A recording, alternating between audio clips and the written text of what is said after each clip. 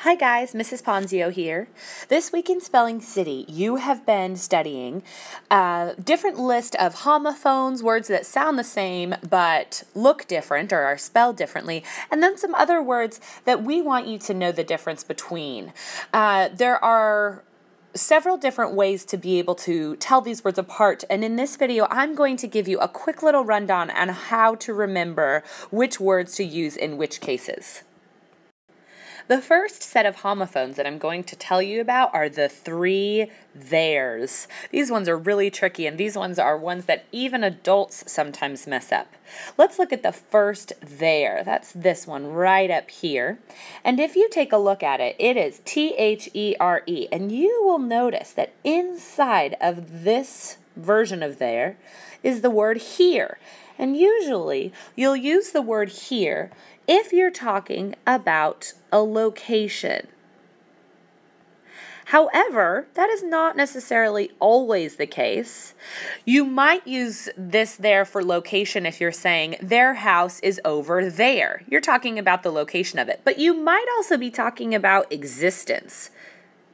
So if you're talking about existence, then you are saying there are 3 people in my family, or there are 16 students in my class. You're talking about the existence of those people. When you look at the second there, T-H-E-I-R, you know that this type of there is talking about possession or ownership. So I remember this by drawing an arrow from the T-H-E-I-R. I use the I for my arrow. And then I draw a little house to show that a house is something that you own. So there might be a situation where you say, oh, that is their house, or it might be that they might not own the item in question or the person in question technically, but it's something that, you know, is special to them. So it might be a sentence like, that is their father, if you're talking about 2 people's parent or something like that. They don't own their father, but it's theirs. He is their father. So it's talking about ownership there. And then this final there is probably one of the easiest ones to remember. This one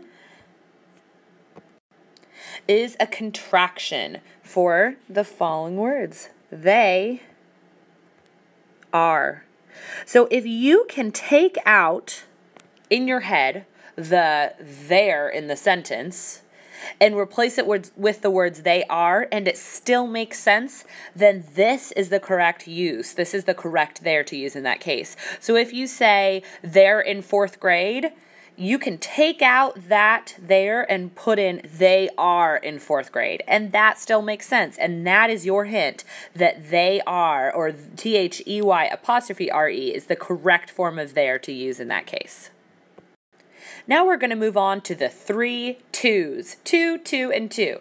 I'm going to be crazy here and start with the second one instead of the first one, because we're going to go back up to the first one in a moment.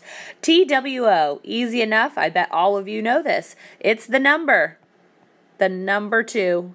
Anytime you're talking about amount or number, then you need to use T-W-O in that case. The second one I always think of as emphasizing. We're adding this second O because we need to emphasize something. We need to really stress something. And I would even add a bunch of O's up here. And think about if I'm saying, oh, last night I ate too much.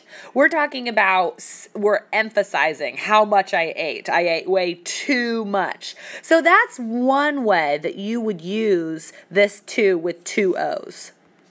The second way that you would use the 2 with 2 O's is if you are saying also. So if you said, oh, I have a dog also. If you wanted to take out the word also and say 2, you need the 2 O's too, okay? So you would say, I have a dog too. And then if we go back up to this 2, this is the one that we used the most frequently. If you're going to the movies, or if you are going to go to do your homework, right? If you're going to go to do your homework. This one is the kind of catch-all. If it's not the number and if it's not used for emphasis or to say also, then you're going to use this to most of the time.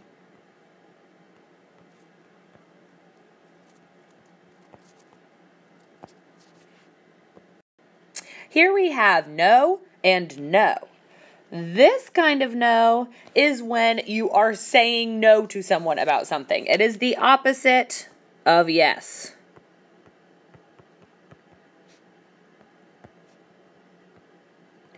This no, K-N-O-W, is when we are talking about knowledge.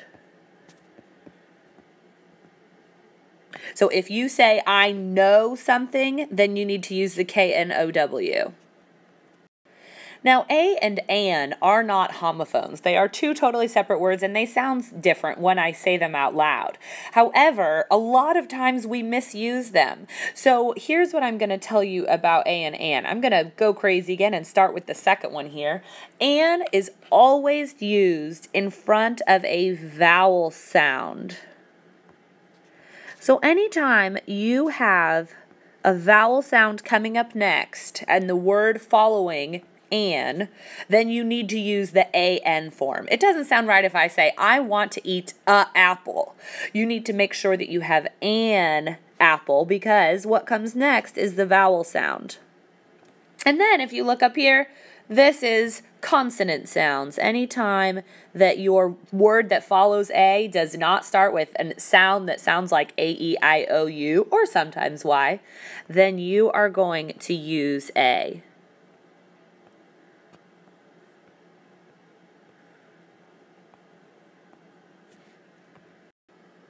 All right, guys, now we are coming to these two very tricky homophones, R and R. Now, if I were to say this a little bit differently, it would sound as though these are very different words. If I say R and our, then they sound different. However, when you are speaking in sentences, most of the time you make these two words sound exactly the same. For example, we are going to the movies, or we are going to our house. So we are going to our house. In that case, those two words sound exactly the same, and it's really tricky to figure out which one to use in which case. So we're going to go over that right now.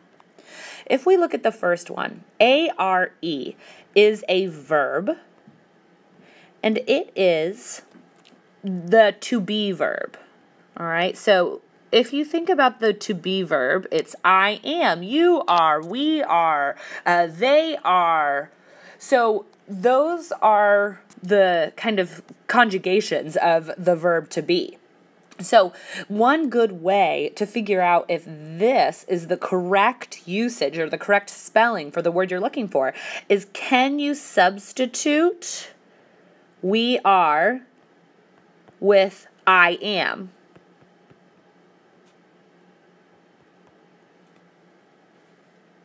So for example, if my sentence reads, we are going to the movies, can I substitute we are for I am going to the movies? Yes, I can. That still makes sense, doesn't it? The meaning has changed from we to I, but the sentence still could be a sentence and still makes sense. Okay. Now, for O-U-R, this is another one of those pronouns that is a possessive pronoun where we're talking about possession or ownership. So, we're talking about plural, no more than one person, and you are included. You are one of the people who owns something. So, for example, if you said, we are going to our house, or look, there is our dog, or oh, look, there's our dad, or this is our pencil. I don't know why you'd be sharing a pencil with someone, but there's another example. So you're including yourself in that group in that case. And it's a pronoun because we are taking the place of multiple people's names. So for example, if I was saying that Mrs. Ray and I both own an iPad, I could say this is our iPad instead of saying this is Mrs. Ray's and Mrs. Ponzio's iPad. So that's a pronoun because it's taking the place of that noun. So we're talking about possession here. And if I think about a sentence like, let's go to our house, if I substitute am for are, let's see if that works out. So instead of we are going to our house, we are going to am house. Does that still make sense? No. If you said that to someone, they would be very confused. So that is your hint that A-R-E is not correct there.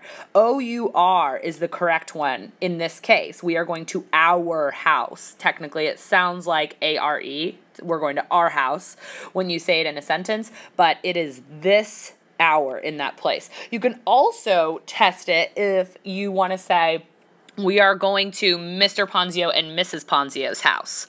So if you can put nouns in there and that is something that still makes sense, then you know that you need the pronoun version, O-U-R, that can take the place of those nouns to shorten your sentence.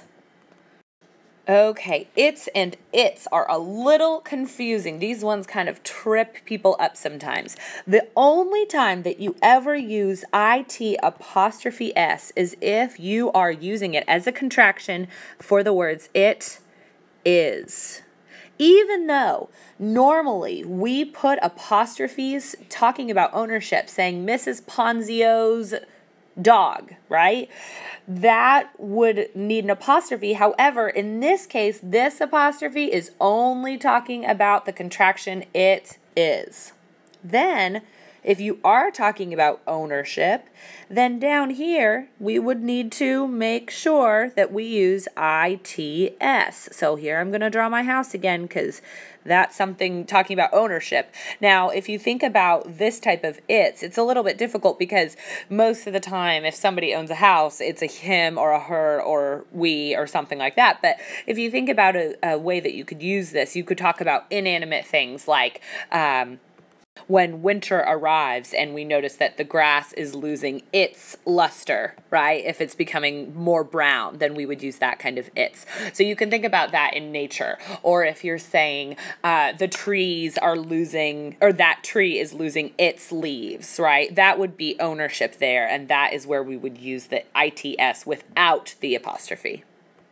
This one is a really important one. Again, this is not a homophone, but this is one that drives Mrs. Ray and Mrs. Ponzio crazy. So a lot of you use the phrase a lot, but the problem is a lot of you make it one word. This is two separate words, people. You need to make sure that you leave a space in between the a and the lot when you use the phrase a lot. All right, now we have where, were, and we're. And these aren't really homophones either. They do sound a little bit different when you say them out loud. However, a lot of times we mix them up and we use them interchangeably, which we really shouldn't do. So if we look at this one, where, that's really big. We're going to make that a little bit smaller. So we're talking about location, right? If you're asking someone where they're going, or you would never believe where I saw so-and-so last night, there you're talking about location. Were is another form of the to be verb. This is a past tense one, but it's a verb. So if you're ever saying, we were having so much fun, or what were you doing last night, those would be the cases where you would use W-E-R-E, were. And then the last one is another contraction. If you can take out this word we're and substitute it for we are, and it still makes sense and it still means the same thing, then you need to use this last form of we're, W-E''R-E. So that's kind of how to remember those three. All right, and last but not least, we have your and your. Y-O-U-R is another one of those possessions. It's a possessive pronoun, takes the place of a noun. So instead of saying, let's go to Alex's house, you could say, let's go to your house, right? So we're talking about somebody else owning something. In this case, Y-O-U''R-E, this is another contraction for you are. So if you can take out the your and insert the words you are, and it makes sense, then you need the contraction version of your. So for example, you're so fabulous. If that was your sentence, you could take out your and say you are so fabulous, and that would work.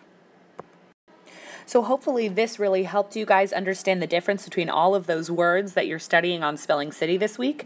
I hope you took a lot of great notes and that you'll refer to your notes and to this video anytime you need a refresher. And as soon as you've taken the quiz on these words on Spelling City, my expectation will be that you will spell these words and use them correctly in your writing independently from now on. So